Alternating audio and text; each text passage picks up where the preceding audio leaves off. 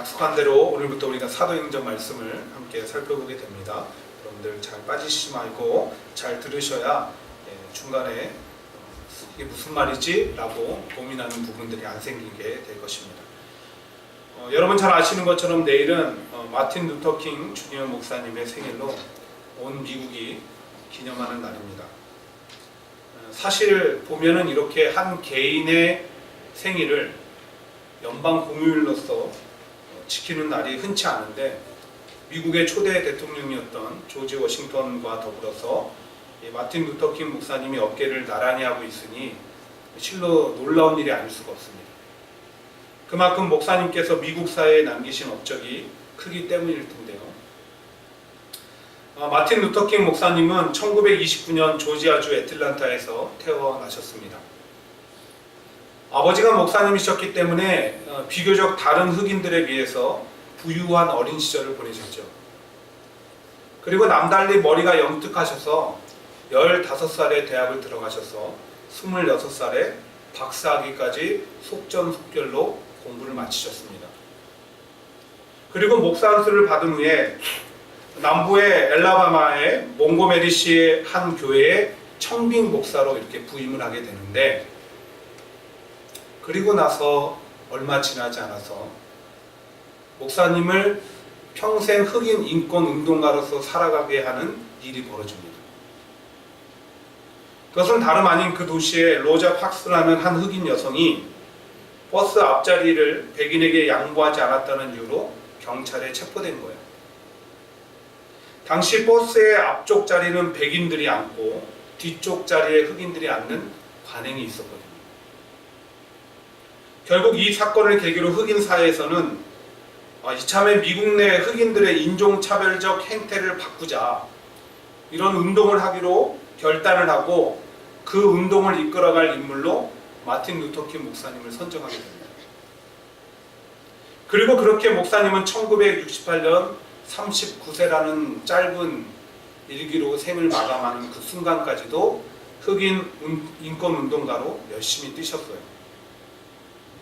그 결과 놀라운 실제적 성과를 이루었을 뿐만 아니라 여러분 잘 아시는 1963년 워싱턴에서 나에게는 꿈이 있습니다 라고 시작되는 그 연설은 지금까지도 많은 사람들의 가슴을 뛰게 합니다. 이처럼 어떤 뛰어나고 훌륭한 사람의 업적과 삶을 글로 적인 것을 우리는 위인전이라고 얘기를 합니다. 그런가 하면 나중에 나이가 지긋하게 들어서 자기가 돌아온 삶을 이렇게 돌아보면서 적은 글을 회고록 혹은 자서전이다 이렇게 부르죠. 자, 그럼 오늘부터 우리가 살펴보게 될 사도행전은 어떤 책일까요? 예수님의 부활 이후 사도들이 행한 것을 기록한 것을 사도행전이다 이렇게 부릅니다. 그럼 또 질문이 있죠. 사도란 누구일까? 사도란 이 그리그로 아포스톨로스라고 하는데 보냄을 받은 자라는 뜻을 갖고 있습니다. 즉 예수님의 죽으심과 부활을 직접 목격한 이후에 복음의 증인으로서 세상 가운데 파송을 받았던 예수님의 제자들을 가리키는 거예요. 그러니까 사복음서 때까지는 예수님의 제자였고 사도행전으로 오면서 그들의 명칭이 사도라 이렇게 바뀌게 되는 것입니다. 훗날 바울 역시 예수님을 만난 이후에 그에게도 이방인들을 위한 사도의 직무가 맡겨집니다. 그래서 우리가 바울을 부를 때 그냥 바울이라고 부르지 않고 사도 바울이다 이렇게 부르는 거예요. 그리고 사도들은 실제로 예수님의 그 명령대로 행하고 전하고 가르쳤습니다. 그러자 놀라운 일이 벌어졌어요. 곳곳에 복음이 확장되고 교회가 세워지고 사도들로 말미암아 기적과 표적이 나타나기 시작합니다. 우리가 오늘부터 사도행전을 살펴보는 이유가 바로 여기에 있습니다. 우리는 사도는 아닙니다. 성경은 우리를 가리켜서 제자다 이렇게 부릅니다. 그런데 제자들에게 어떤 사명을 주셨습니까? 너희는 가서 모든 민족을 제자로 삼아 아버지와 아들과 성령의 이름으로 세례를 베푸고 내가 너희에게 분부한 모든 것을 가르쳐 지키게 하라. 볼지어다 내가 세상 끝날까지 너희와 항상 함께 있으리라. 사도들하고 동일한 증인의 삶을 살아가야 하는 사명을 주신 거예요. 즉 우리는 사도는 아니지만 하나님께서 이렇게 매주 교회로 부르사 다시 세상 가운데로 파송하신, 즉 사도적 사명을 지닌 제자라는 거예요. 그렇기 때문에 먼저 그 길을 갔던 사도들의 모습을 통해서 배우고 행하기 위해서 사도행전을 살펴보는 것입니다. 그럼 어떤 유익이 있을까? 사도행전 속에서 놀랍게 교회들이 세워주고 부흥했듯이 우리 교회가 올 한 해를 통해서 더욱 든든히 세워지는 역사가 있게 될 줄 믿습니다. 사도들과 성도들의 삶 속에 놀라운 기적과 표적을 하나님께서 허락하신 것처럼 여러분들의 삶과 가정 가운데 놀라운 기적과 표적도 허락하실 줄 믿습니다. 이 모든 것들이 합쳐져서 올 한 해 뉴욕 함께하는 교회 가운데 주신 교회를 교회되게 하라라는 그 목표가 이루어지는 역사가 있게 될 줄 믿습니다. 자, 그런 점에서 오늘은 사도행전 설교 시리즈의 첫 번째 시간으로 여러분들에게 간단한 배경 설명과 함께 두 가지의 기대와 소망을 품으셨으면 좋겠다라는 권면의 말씀을 드리고자 합니다.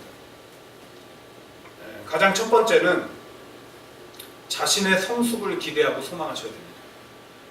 내가 정말 성숙해지고 자라야 되겠다.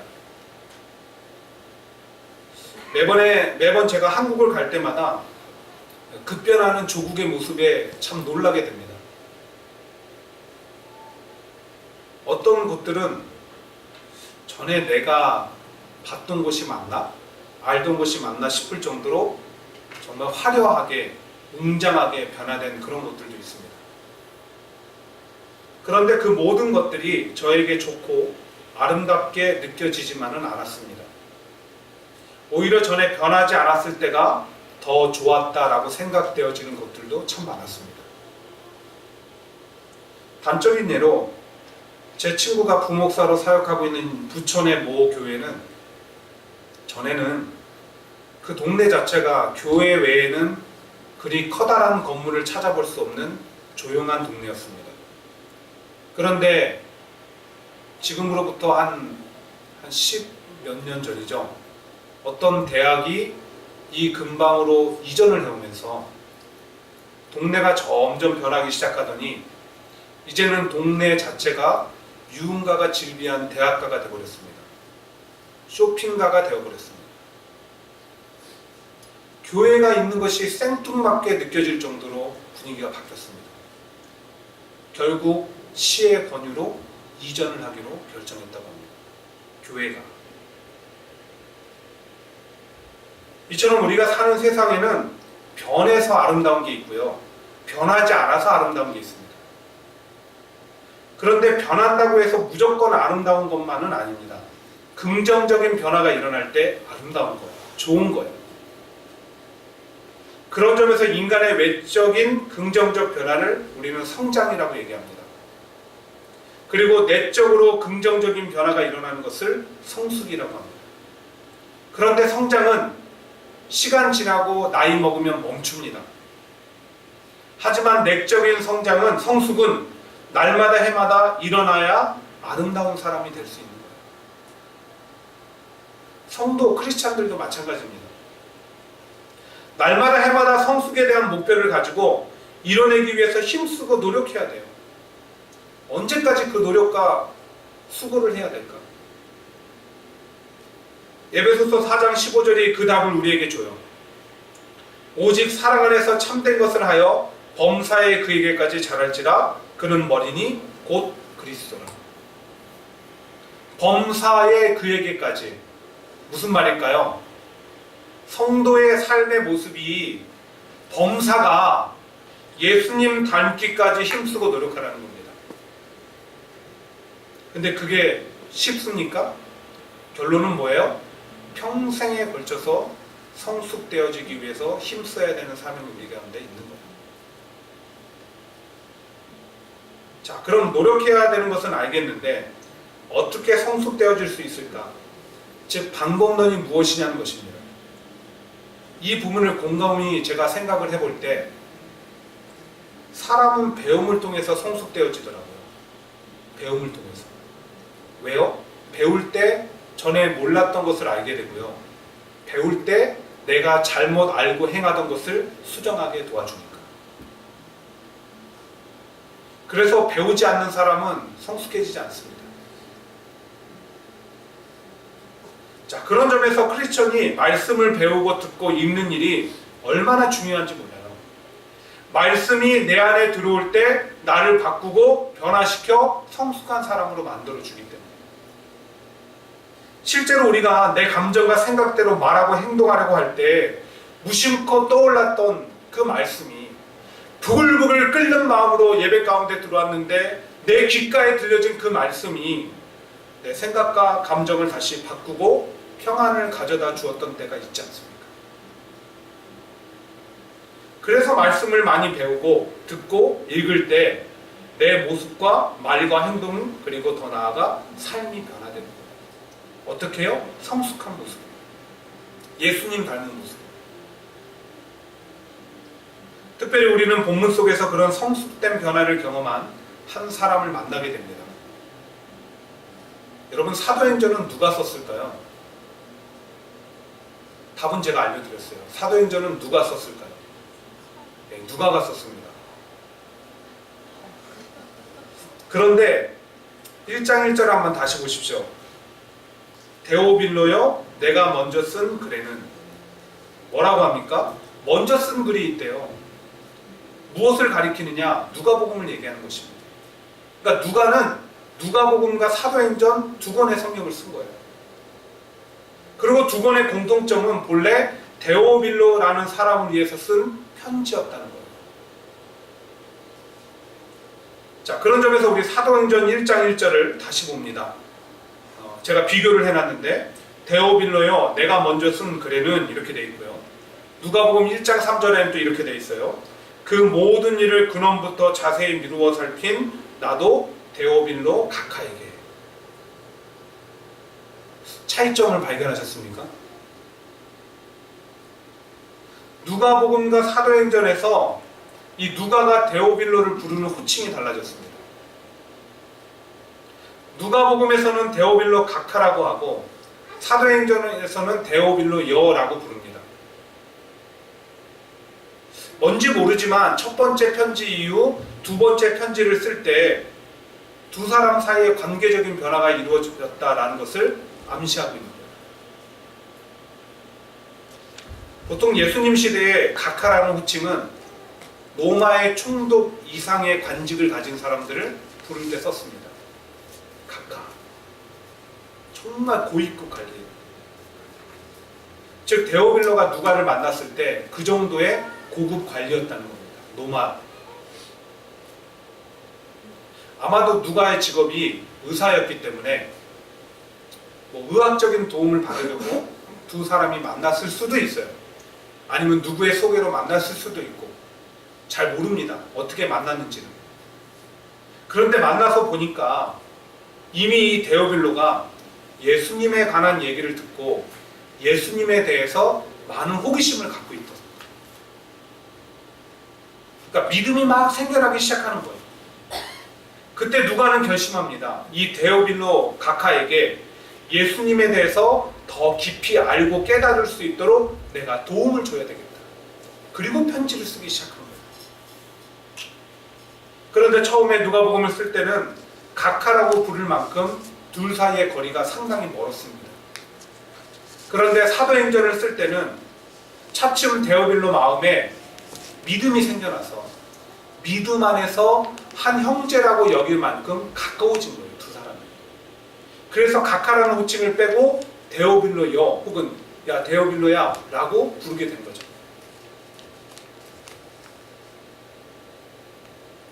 그런데 우리가 중요하게 생각할 것은 무엇이냐? 무엇이 이방인 로마 고급 관리였던 이 데오빌로를 믿음의 사람으로 변화시키고 성숙하게 만들어 주었는가 하는 것입니다. 여러분 무엇이 그렇게 했습니까? 누가입니까? 물론 누가의 헌신과 수고도 우리는 기억해 줘야 됩니다. 그런데 데오빌로를 믿음의 사람으로 변화시키고 성숙하게 만들어준 힘은 바로 그 누가의 편지 속에 들어있던 예수님의 말씀이었답니다.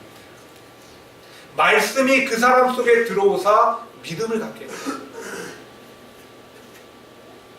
그뿐만 아니에요. 본문 3절에 보시면 예수님은 부활하신 후에 40일 동안 제자들과 함께 지내시며 그들에게 말씀을 가르치심으로 그들을 더 어떻게 만드신 거예요? 성숙하여지도록 만드신 거예요. 즉 성숙은 말씀을 배울 때, 말씀을 가까이 할 때 이루어진다는 거예요. 그래요, 사랑하는 여러분, 오늘 우리가 사도행전을 시작하면서 가장 먼저 가져야 되는 기대와 소망은 내가 신앙인으로서, 믿음의 사람으로서, 크리스천으로서 성숙해지기 원합니다 라는 거예요. 그러나 그것을 품는 것을 넘어서 진정으로 나를 성숙하게 만들어주는 말씀을 더욱 배우고 듣고 읽는 등 삶 속에서 가까이 하는 삶을 살아가시기를 힘쓰시기를 부탁드립니다. 그때 우리 안에 믿음과 삶의 성숙이 이루어지게 될 줄 믿습니다. 오늘 두 번째로 우리가 품어야 되는 기대와 소망은 성령 충만입니다. 성령 충만. 여러분, 성령 충만이 뭘까요?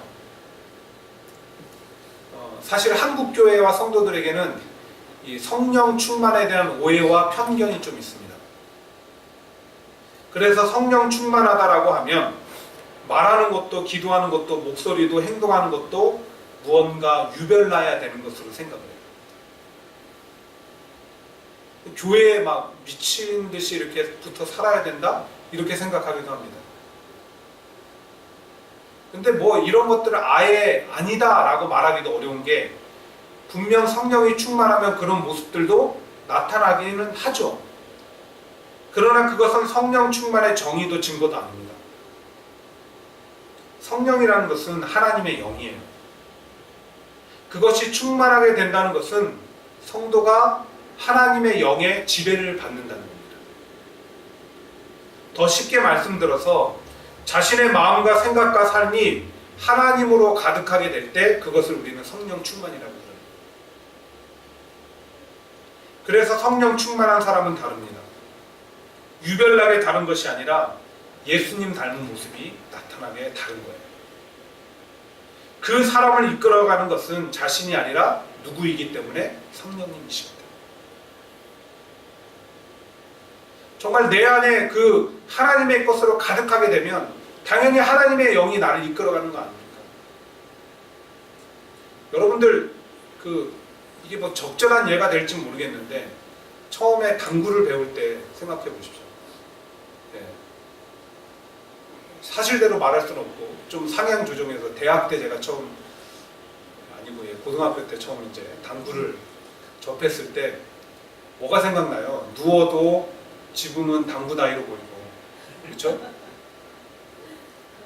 청소하는 빗자루도 당구 큐대로 보이고, 그 앞에 앉아있으면 앞사람 머리가 당구공으로 보이고. 그 왜 그래요? 내 안에 가득 채우고 있는 게 뭐예요? 당구. 그게 너무 재밌으니까, 흥미로우니까. 성령, 그러니까 하나님의 것으로 내 안에 가득하게 되면 모든 삶의 전반적으로 내 관심과 초점과 삶의 모습들이 다 예수님, 예수님, 예수님 된다는 거예요. 이게 성령 충만이에요. 실제로 예수님께서 요한복음 14장에서 성령에 대해서 약속하시면서 이렇게 말씀하셨어요. 보혜사 곧 아버지께서 내 이름으로 보내실 성령, 그가 너희와 함께 있어 모든 것을 가르치고 내가 너희에게 말한 모든 것을 생각나게 하시리라. 성령님이 오시면 그렇게 된다는 거예요. 즉 성령으로 이끌림 받는 성도의 삶은 자기 생각과 감정에 따라 이끌림 받지 않고 지혜의 영, 위로의 영이신 성령님이 주시는 생각을 쫓아 살아가게 된다. 그런가 하면 사도행전 1장 8절은 성령은 곧 능력이라고 합니다. 오직 성령이 너희에게 임하시면 너희가 권능을 받고. 이래서 앞서 말씀드린 것처럼 성령으로 충만한 사람들은 그들의 말과 행동 그리고 삶을 통해서 나타나는 열매가 다르다, 이렇게 얘기하는 거예요. 겉으로 볼 때는 사는 것이 내 자신인데 사실은 내 자신을 내 안에서 살게 하는 분이 있다는 거예요. 그게 누구라고요? 성령입니다. 그래서니까 예수님께서도 부활하신 후에 40일 동안 제자들과 함께 있으면서 가르치시고 또 그들을 사도의 사명을 주심으로 파송하셨다고 말씀을 드렸습니다. 그런데 그들을 떠나 보내시기 전에 4절에서 그들에게 뭐라고 하십니까? 예루살렘을 떠나지 말고 내게서 들은 바 아버지께서 약속하신 것을 먼저 기다려라. 그 약속하신 게 뭐예요? 성령. 가기 전에, 너희들 사역하기 전에, 일하기 전에 성령부터 받아라 말씀하시는 거예요. 즉 성령 받아야만 말과 행동 속에 예수님 닮은 모습이 드러나고 그 성령이 나에게 증인의 삶을 살아가도록 하게 하는 능력이 되기 때문에 성령 받기까지 기다리라 이거예요. 그리고 마침내 사도행전 2장에 가서 마가 다락방에 임하신 성령의 충만케 하심을 입어 사도들이 나가서 말씀을 전하고 가르칠 때마다 사람들이 예수님을 믿게 되고 더불어 많은 기적과 표적이 나타났다고 했어요. 교회가 부흥했다고 했어요. 베드로가 말씀을 전할 때마다 3,000명, 5,000명씩 회개하고 베드로의 그림자를 닿는 사람들마다 병에서 치유하시는 거였어요. 성령 충만한 사람이 가져오는 그 능력. 근데 그게 그 사람으로부터 말미암는 것이 아니라 성령님, 그 안에 계신 성령님이 그렇게 일하도록 만드시는 거예요. 그럼 우리도 마찬가지입니다. 여러분들도 아마 다들 경험해 보셨을 거예요. 내 마음은, 내 생각은 말씀대로 살아가고 싶은데 안 됩니다. 헌신하는 것도, 신앙생활하는 것도, 봉사하는 것도 마음처럼 되지 않습니다. 그러면서 오히려 마음의 부담감은 커지고 지치고 힘들 때 종종 있죠. 이유는 다 하나예요. 뭐죠? 내 의지대로 하려고 하기 때문에. 그러니까 하나님의 것으로 채워져서 성령의 충만함 입어서 성령님이 내 삶을 이끌어가야 되는데 내 의지대로 하려고 하니까 내 힘과 결심은 약하여 늘 넘어지기 쉬우니 이 찬양만 부르는 거예요.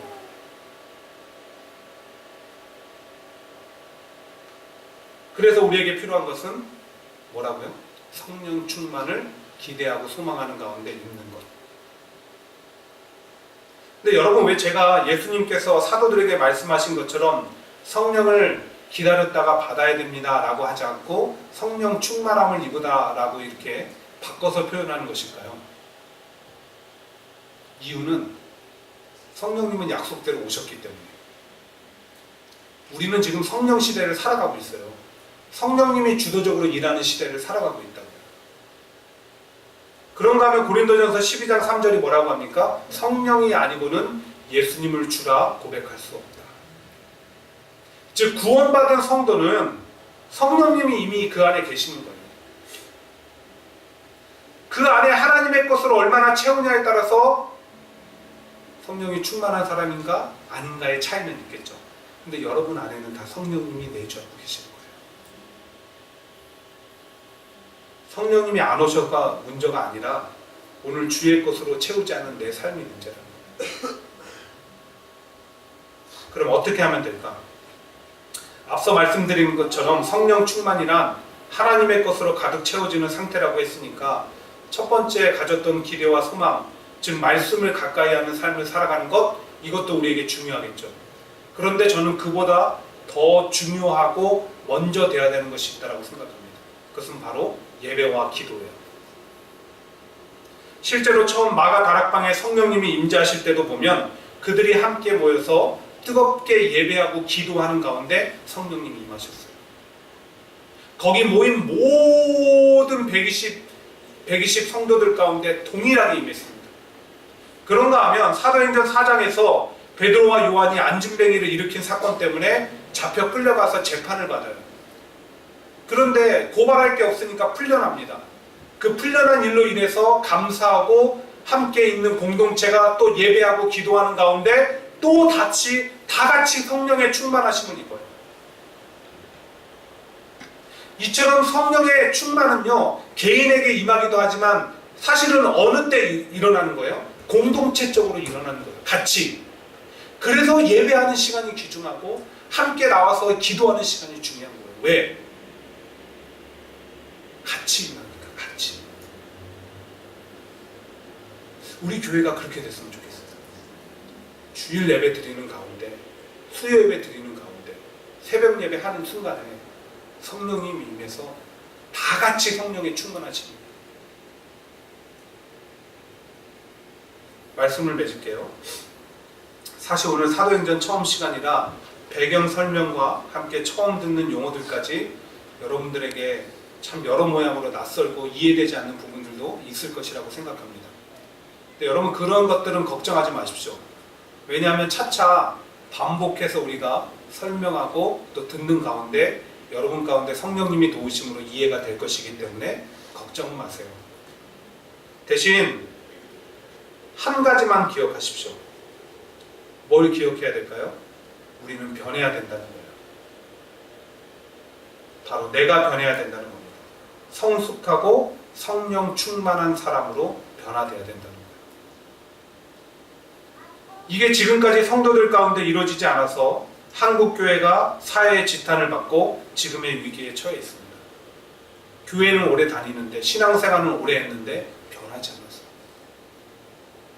그래서 오늘 저와 여러분들을 교회의 희망이자 주의 증인으로서 부르사 우리 예수님 말씀하십니다. 변해야 된다. 너희들 변해야 산다 말씀하십니다. 반드시 마음에 품고 힘쓰고 노력하여 놀라운 변화의 한 해가 되길, 우리 함께하는 교회가 더욱더 부흥 발전하는 역사가 있기를 주의 이름으로 간절히 축원드립니다. 기도하겠습니다. 하나님 아버지, 오늘 주신 말씀 가운데 우리가 두 가지 기대와 소망을 갖습니다. 우리가 한 해를 지나오면서 사도행전을 살펴볼 때 우리가 말씀으로 성숙해지는 한 해가 되게 하여 주시옵소서. 그런가 하면 늘 성령의 충만하심을 사모하게 하시고, 오늘 내가 내 의지와 내 생각대로 살아가는 것이 아니라 하나님의 여기신 성령의 주장하심 가운데 살아가며 그 성령님으로 말미암는 증인의 삶이 될 수 있도록 우리를 만들어 주시옵소서. 예수님의 이름으로 간절히 기도드리옵나이다. 아멘. 우리 다 같이 일어나서 이 찬양으로 오늘 예배를 마무리하도록 하겠습니다. 성령님, 우리를 위해서 오셨습니다. 오늘도 우리를 이끌어 가시고 우리를 꿈꾸게 하기 위해서, 어떤 꿈입니까? 성숙해집니다. 성령 충만해집니다. 우리 이렇게 고백하며 함께 찬양하도록 하겠습니다. 어무한 시절 지날 때, 기쁜 한숨 내쉴 때, 그런 풍경 보시며 단식하는 그때, 고와 같이 너희를 버려두지 않으리. 내가 너희와 영원히 함께하리라. 성령이 오셨네. 성령이 오셨네. 성령이 오셨네. 내 주에 보내신 성령이 오셨네. 우리 인생 가운데 친히 찾아오셔서 그 나라 꿈꾸게 하시네. 억눌린 자 갇힌 자, 억눌린 자 갇힌 자, 자유함이 없는 자, 피난처가 되시